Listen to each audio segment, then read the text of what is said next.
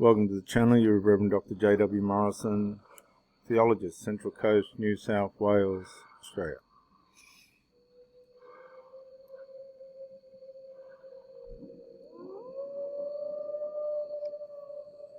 Hospital boss wanted to protect Lucy Letby from allegations that she was murdering babies, as nurse accused consultants of running a witch hunt against the serial killer. This was released today at 2:45 Australian Standard Time, 21st of August 2023.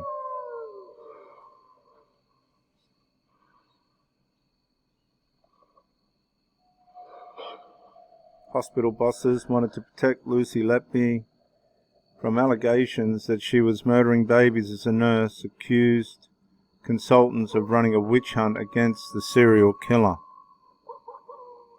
Letby, 33, was then set to be offered the chance of an observational role at the world-famous Adderley Hay Hospital in Liverpool after NHS managers ignored warnings from doctors about what she was doing.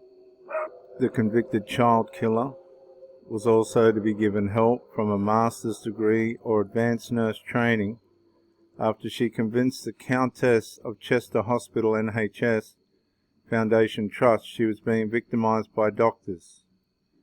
Now that's like these shoot-up rooms that they give to people. After a marathon 10-month trial, Letby of Hereford was convicted of 14 charges, 7 of murder and 7 of attempted murder against 13 babies.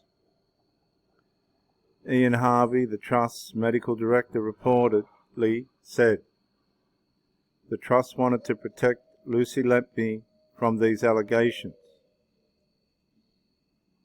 Well, why would they want to protect her? She's a murderer. While senior urgent care nurse Karen Rees was said to have told Letby the intention was to get her back onto the neonatal unit. God, maybe these people were all working together. Maybe this is organised. One nurse reportedly said the consultants were running a witch hunt against Letby.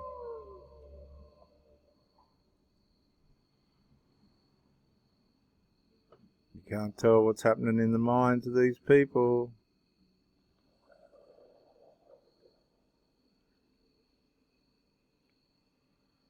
The jury at Manchester Crown Court cleared Letby of 2 attempted murder charges, and they failed to reach verdict on further 6 attempt murder charges.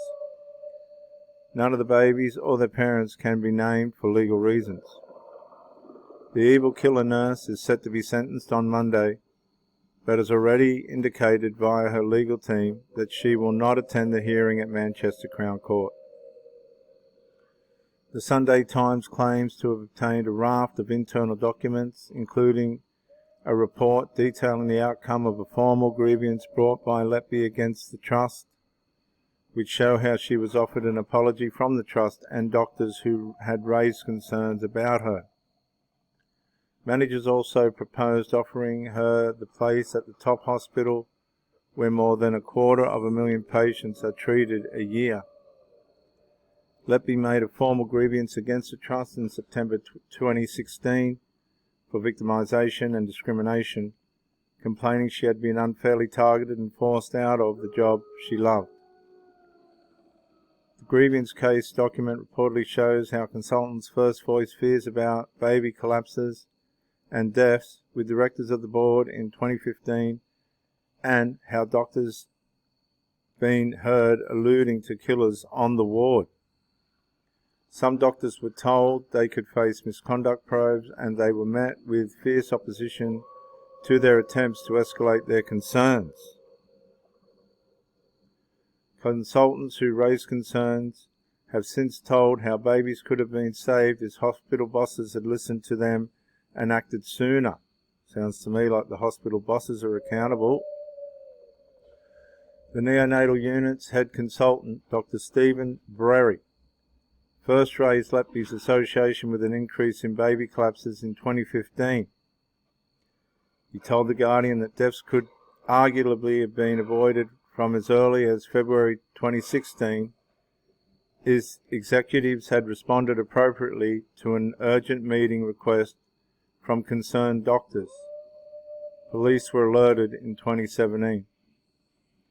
Another consultant, Dr. REV DR, repeatedly expressed concerns to hospital bosses as more sudden and unexpected collapses happened.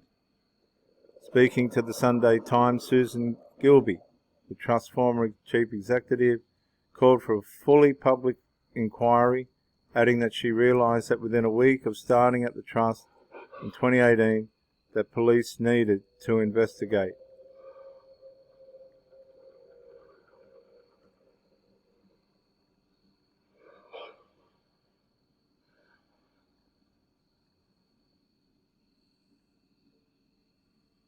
She lived a double life, going out with friends while also killing innocent babies. There's a lot of this going on, in more ways than one. The evil killer nurse is set to be sentenced on Monday, but she won't appear. An independent, non-statutory inquiry into Letby's crimes was announced by ministers on Friday. Karen Rees, as she was known at the hospital before she remarried to become Mrs. Moore, has disputed the evidence given by Dr. Brary during Letby's trial and said she was unable to comment further following legal advice. Mr. Harvey is now enjoying his retirement in France with his second wife and did not comment when the Mail contacted him at his home.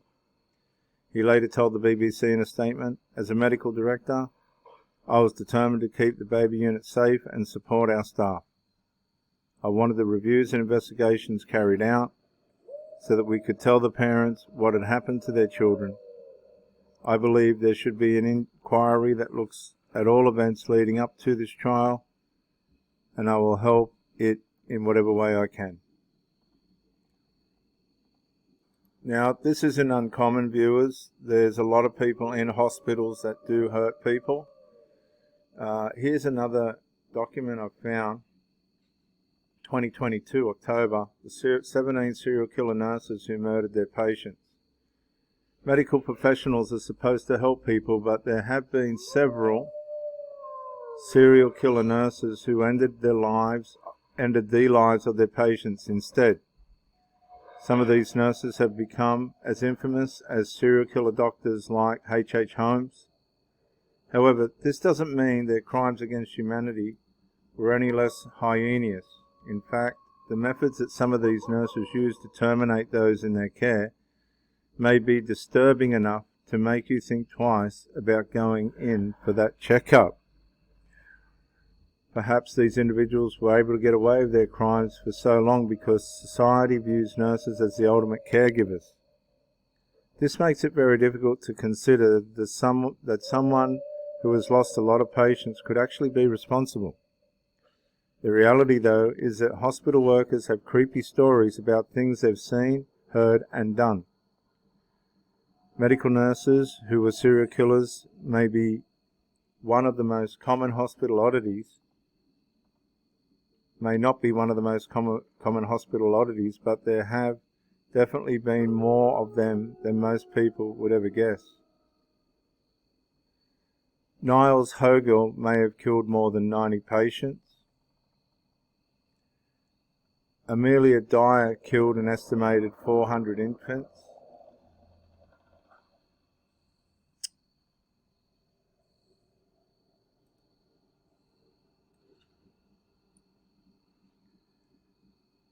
Arfinn Nesset killed up to 138 patients in Norway. Edson Isidoro Ramirez killed up to 131 people as a so-called act of mercy.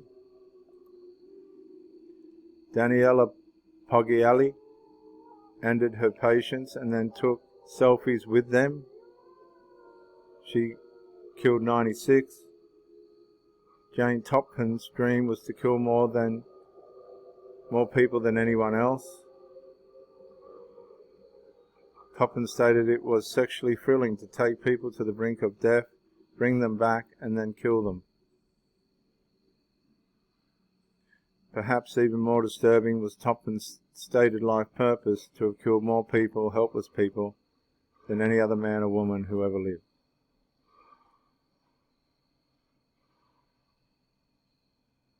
She may not have reached her goal, but she was dubbed the greatest criminal of modern times. Charles Cullen became New Jersey's most prolific serial killer. He admitted to ending the lives of up to 40 patients with lethal injections. Janine Jones had a body count of up to 60 infants and children. These people are crazy, man. Stephen Letter caused the most untimely German deaths since World War II. 80 people passed while he was on duty. Orville Lynn Majors killed patients who were whiny or demanding. It was estimated that 33% of all patients admitted to the hospital passing during this time period, and the odds of the expiring when Majors was on the clock were much higher than usual. He killed 130, and it goes on and on and on.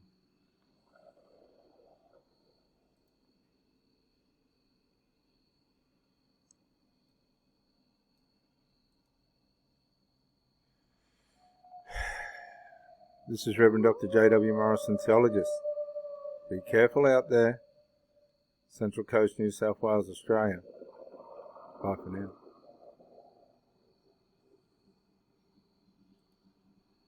If you find this content interesting, subscribe to the channels. Like, share, comment.